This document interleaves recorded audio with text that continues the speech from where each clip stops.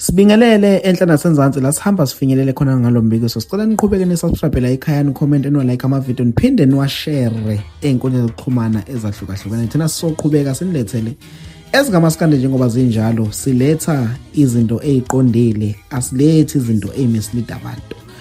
Unyaka ka-2025 kube unyaka omuhle kakhulu kumaciko kamaskandi. Asebenzile, akhipha ama-albums, akhipha iy'ngoma ezimnandi. Sakhala ngey'ngoma zawo, sagiya ngey'ngoma zawo, sajola futhi sithandana ngey'ngoma abebekade basikhiphele zona. But today ngifisa-ke sibheke the best album release yangonyaka ka-2025. uMenzo Mfo Mabizela uphumile obala wancoma i-album kaMzukulu esihloko sayo sithi ngifuna into zami. As the album efike yawashaya noma i-album ewuthelile umchilo kuma-releases angothinyaka ka-2025. Uthe imkhumbuzo album yakhe akayikhipha ngo-2024 eyayithi Size Siguge. Siyazi ukuthi leya album yafike yenza kahle kakhulu ngaphansi kwegama likaMenzi. Nansi album kaMzukulu ethi ngifuna into zami, igila imanga futhi nayo yayi-appreciate njengoba ke eyenzela ama-album tour.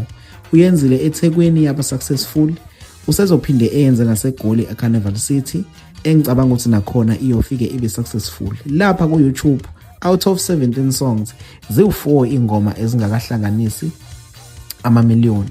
Ingoma eneyinamba ezincane ino 800,000, eneyinamba eziphezulu ino 13 million okwesihloko sayo sithi Thando Lwethu afeaturishe kuyona uZamambo Mkhize. I-album kaMzukulu uMenzi uthe uyayivuma induku ngonyaka ophelile kumzukulu, uyidedelile. Ngifisa-ke ukuzwa kuwena mlaleli la ukhona ukuthi iyiphi i-album kaMaskandi oyirigada as the best album yangonyaka 2025. Njengamanje mina ngixosha ngekaMzukulu esihloko sayo sithi ngifuna into zami. That was my best album yangonyaka 2025. Uma uvika wena uvika ngamuphi umculo ofika wakukhiphela i-album oyizwe iwu best? Ngicela ukuzwa ku comment section.